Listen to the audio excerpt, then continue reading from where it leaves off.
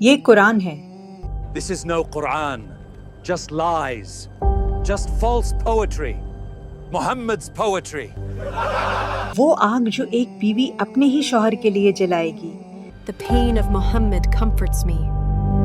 Slaves, scatter these thorns outside his house. یہ اس شخص کی کہانی ہے جس نے بازار کے بیچوں بیچ اللہ کے رسول صلی اللہ علیہ وآلہ وسلم کی توہین کی. People of Makkah, do not listen to him. He is my nephew, yes, but he is mad. Mad! Look, the madman!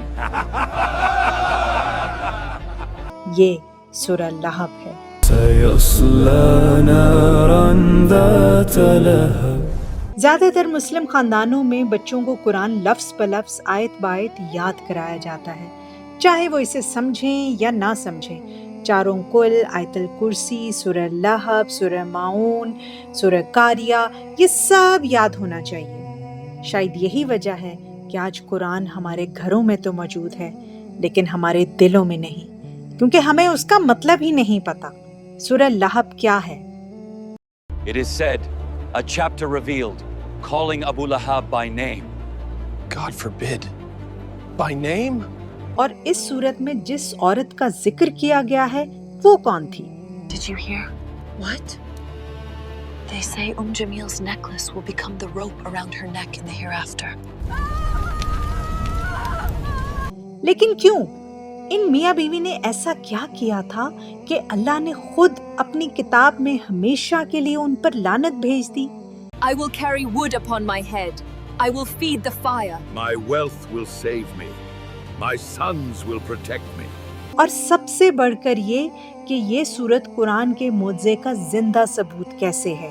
سورہ لہب مکہ میں اس وقت نازل ہوئی جب ابو لہب کا ظلم ہر حد پار کر چکا تھا. وہ اللہ کے رسول کے پیچھے لگا رہتا تھا، ان کی توہین کرتا تھا، ان کا مذاق اڑاتا تھا، بازار کے بیچوں بیچ ان کی تذلیل کرتا تھا. My nephew has abandoned the religion of his forefathers. He tells us to worship one God. I have never heard anything more disgraceful than this. لیکن کہانی مکہ کی ایک صبح سے شروع ہوتی ہے. سورج کی پہلی کرن نے صحرا کی ریت کو چھوا. اونٹ صحراؤں میں چل رہے تھے. کچھ لوگ برونز کے مرر میں اپنا عکس دیکھ رہے تھے، کچھ ناشتہ کر رہے تھے اور کچھ لوگ ابھی تک بستروں پر سستی سے پڑے تھے اور نیند میں تھے. How long will you just lie there? Get up already! لیکن کہیں اور ایک شخص قدم بقدم اوپر چڑھ رہا تھا، اونچا اور اونچا، کوہ صفا پر. Who is that on the mountain? کوہ صفا وہ جگہ جہاں مکہ کے لوگ اپنے قبیلوں کو اکٹھا کرنے کے لیے چڑھتے تھے، خبر کا اعلان کرنے کے لیے، خطرے سے خبردار کرنے کے لیے، یہ اعلان کرنے کے لیے کہ کیا سب سے اہم ہے اور آگے اب ہم نے کیا کرنا ہے. اور اب اللہ تعالیٰ کے رسول محمد صلی اللہ علیہ وآلہ وسلم اس پر کھڑے تھے.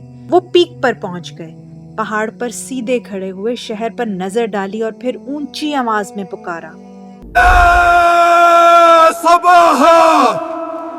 یہ کوئی دعا نہیں تھی، کسی کی تکلیف میں پکار نہیں تھی، یہ ایک خطرے کی گھنٹی تھی. عرب میں اس کا مطلب صرف ایک ہی تھا کہ خطرہ قریب ہے، بہت قریب. What is happening over there? What is that sound? I've never heard anything like it. We must run.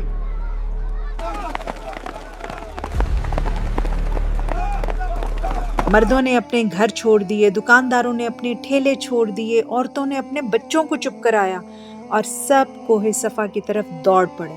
قدم بقدم مکہ کے لوگ وادی میں امڑ آئے، صفا کے نیچے جمع ہو گئے. تمام نگاہیں اوپر والے شخص پر مرکوز تھیں. اللہ کے رسول نے ان پر نظر ڈالی. ان کی نظریں مجمع میں سرداروں، تاجروں، غلاموں، بچوں سب پر گھومی. ان کے لوگ، ان کا خون، ان کا قبیلہ. اور پھر وہ پرسکون اور واضح یقین کے ساتھ بولے، اے لوگو، اگر میں تم سے کہوں کہ اس پہاڑ کے پیچھے ایک دشمن فوج حملہ کرنے کے لیے تیار بیٹھی ہے تو کیا تم میری بات مانو گے؟ Yes, of course we would. You are as-Sadiq. Because you are. You are Muhammad. ان کی سب کی آوازیں گونج اٹھیں. انہوں نے کبھی ان پر شک نہیں کیا تھا. سالوں سے وہ ان کی امانت کے نگہبان تھے، ان کے رازوں کے امین، ان کے صادق اور امین. اور اب اس امانت کا امتحان لیا جانا تھا. خاموشی چھا گئی، لوگ انتظار کرنے لگے، دل دھڑک رہے تھے. انہوں نے ابھی تو ان پر اپنے بھروسے کا یقین دلایا تھا، مگر اب سچائی ایک تلوار کی طرح کاٹنے لگی تھی. اے لوگو، پھر جان لو، میں تمہیں ایک آنے والے عذاب سے ڈراتا ہوں، ایک شدید عذاب، ایک ایسا عذاب جس کا تم تصور بھی نہیں کر سکتے. اس ایک خدا کی عبادت کرو جو تمام مخلوقات کا رب ہے. ہجوم سن ہو کر رہ گیا، چہرے پیلے پڑ گئے، آنکھیں اچھلنے لگی، سرگوشیاں وادی میں پھسلنے لگی. What did he say? Leave the gods of our fathers? Abandon the faith of our ancestors! الجھن، خوف، غصہ، لوگوں کے اندر ایک طوفان اٹھ کھڑا ہوا. اور پھر ابو لہب کی غصے سے بھرپور آواز آئی. Perish you! May your hands be destroyed! Tabban laka! Is this why you gathered us here? اس لمحے ابو لہب کو معلوم نہیں تھا، لیکن اس کی تقدیر میں آگ، زنجیریں، ہمیشہ کا نقصان سب لکھا جا چکا تھا. لیکن سورہ لہب ابھی تک نازل نہیں ہوئی تھی. نبی کریم صلی اللہ علیہ وآلہ وسلم کو اپنے لوگوں کے سامنے لعنت ملامت کا نشانہ بنایا گیا تھا، مذاق اڑایا گیا تھا، ذلیل کیا گیا تھا. ابو لہب کے الفاظ ابھی تک فضا میں چبھ رہے تھے اور وہ اپنے ہی خون پر بھی طعنہ زنی کرتا تھا. اس ٹائم کے اکارڈنگ چچا باپ کی طرح ہوتا تھا، خاص طور پر اس ٹائم جب باپ حیات نہ ہو. محمد صلی اللہ علیہ وآلہ وسلم نے پیدائش سے پہلے اپنے والد کو کھو دیا. ابو طالب نے ان کی پرورش کی، ان کی حفاظت کی. اور ابو لہب ایک اور چچا، اس کو تو محافظ ہونا چاہیے تھا، دفاع کرنا چاہیے تھا، پناہ دینی چاہیے تھی جب دنیا ان کے خلاف ہو گئی. لیکن اس کے بجائے اس نے لعنتیں برسائی تھیں. بٹ ابھی صورت اس لیے نازل نہیں ہوئی کیونکہ اللہ کی حکمت کامل ہے. ہر آیت اپنے مقررہ وقت پر ہی نازل ہوتی ہے. نبی کریم صلی اللہ علیہ وآلہ وسلم نے خاموشی سے یہ بوجھ اٹھایا. لوگ منتشر ہو گئے، کچھ سر ہلا رہے تھے، کچھ سرگوشیاں کر رہے تھے، کچھ تلخی سے ہنس رہے تھے. اور ابو لہب وہ چہرے پر فتح کا تاثر لیے چلا گیا، یہ سمجھ کر کہ وہ جیت گیا ہے. لیکن وہ نہیں جانتا تھا کہ اس کا نام ابدی کتاب میں پہلے ہی لکھا جا چکا ہے.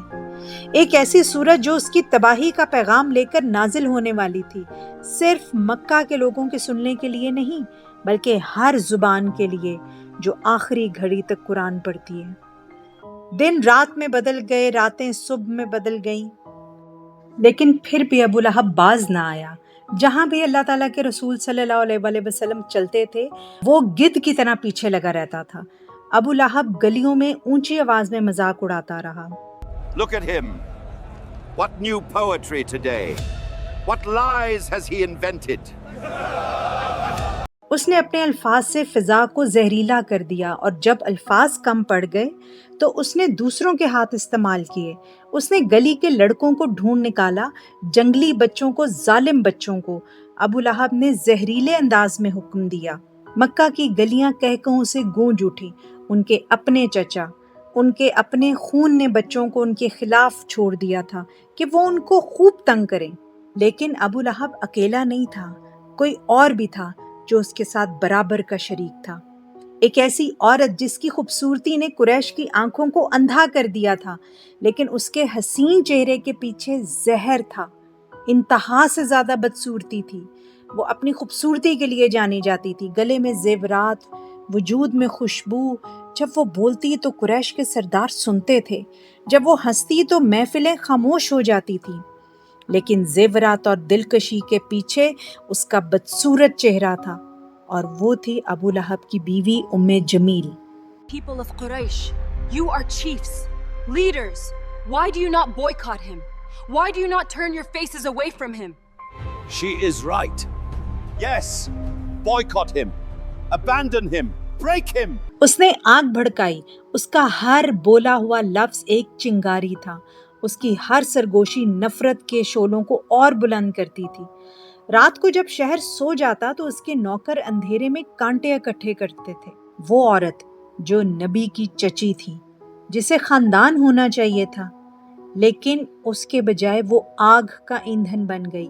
حد پار ہو گئی تھی۔ جو کچھ گلیوں میں شروع ہوا تھا اب گھر میں داخل ہو گیا۔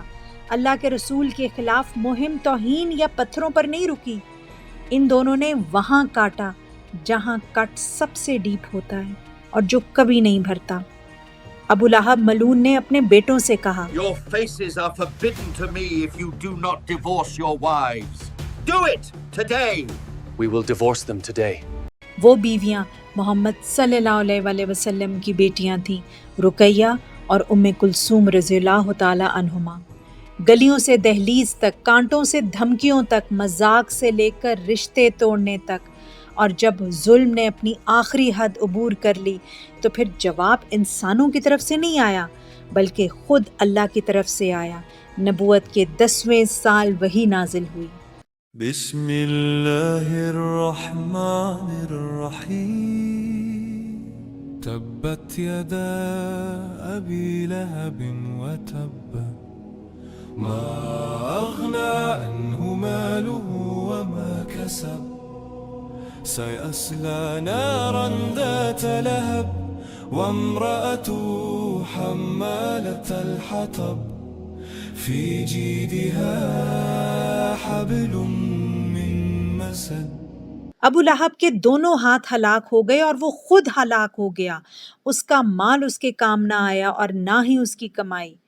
وہ شعلے والی بھڑکتی ہوئی آگ میں جلے گا اور اس کی بیوی لکڑیاں اٹھانے والی اس کی گردن میں بٹی ہوئی رسی ہوگی۔ My hands are ruined? Look, they are fine. They are strong. Do you see them broken? لیکن اس کے ہاتھ اسے بچا نہیں سکے، اس کا مال اسے بچا نہیں سکا، اس کا خاندان اسے بچا نہیں سکا۔ اللہ کا فیصلہ کبھی نہیں چوکتا۔ اور اس طرح یہ سورت اس وقت نازل ہوئی۔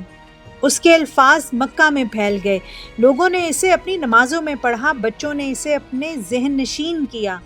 ابو لہب کا نام ہمیشہ کے لیے قرآن میں نقش ہو گیا۔ اس کی تقدیر پر مہر لگ گئی۔ سال گزر گئے، وہ اب بھی گلیوں میں چلتا رہا اور اب بھی مذاق اڑاتا رہا، اب بھی چلاتا رہا، یہاں تک کہ اس کا انجام آ گیا۔ یہ انتہائی ذلت کی موت تھی۔ اس کا جسم بیماری کا شکار ہو گیا، اس کی جلد سڑنے لگی، اتنی بدبو کہ گزرنے والے کو الٹی آ جائے۔ وہ دنوں تک بے کفن، بے یار و مددگار پڑا رہا، تنہا۔ اس کے اپنے بیٹوں نے بھی اسے چھونے سے انکار کر دیا، یہاں تک کہ جب بدبو پورے شہر پر چھا گئی تو انہوں نے لاش کو ڈنڈوں سے دھکیل دیا، دور سے اس پر مٹی ڈال دی جیسے کوڑا کرکٹ ہو۔ کوئی جنازہ نہیں، کوئی عزت نہیں، صرف غلاظت، سڑن اور رسوائی۔ یہ وہ شخص تھا جو کبھی دولت پر فخر کرتا تھا، جو قریش کے سامنے نبی صلی اللہ علیہ وآلہ وسلم کا مذاق اڑاتا تھا، جو اللہ کے رسول پر لعنت بھیجنے کے لیے اپنے ہاتھ اٹھاتا تھا۔ کتوں کو بھی اس سے زیادہ عزت دی جاتی تھی۔ اور اس کی بیوی ام جمیل جیولری اور غرور سے بھری ہوئی عورت، اپنے ہی جلنے کے لیے لکڑیاں اٹھانے والی بن کر رہ گئی۔ اس کی کہانی صرف آگ کے ایندھن کے طور پر یاد رکھی گئی۔ انہوں نے مل کر سازش کی تھی، انہوں نے مل کر مذاق اڑایا تھا، اور وہ ایک ساتھ برباد اور ہلاک ہو گئے۔ یہ صرف ان کی کہانی نہیں ہے بلکہ یہ ہمارے لیے بھی وارننگ ہے۔ یہ ہمارے لیے وہ لمحہ فکریہ ہے جو کہ ہم سے پوچھتا ہے کہ ہم کس کی آگ کو ہوا دے رہے ہیں، ہم کس کی سرگوشیاں اٹھائے پھر رہے ہیں، ہم کون سے کانٹے بکھیرتے ہیں۔ قرآن کا ہر لفظ آج بھی زندہ ہے، ہمیشہ رہے گا۔ ہر مومن سے احتیاط برتنے کو کہا ہے۔ اگر یہ ریمائنڈر آپ کے دل میں کچھ بیدار کرتا ہے تو اسے شیئر کریں، لائک کریں، اور اگر آپ نے ابھی تک سبسکرائب نہیں کیا تو کائنڈلی سبسکرائب بھی کر دیں۔ اس میں آپ کا کچھ نہیں خرچ آتا، لیکن اس سے ہمیں بہت مدد ملتی ہے۔ کسی اور روح کو بھی سننے دیں، کسی اور دل کو بھی بیدار ہونے دیں۔ اس سفر میں ہمارا ساتھ دیجیے۔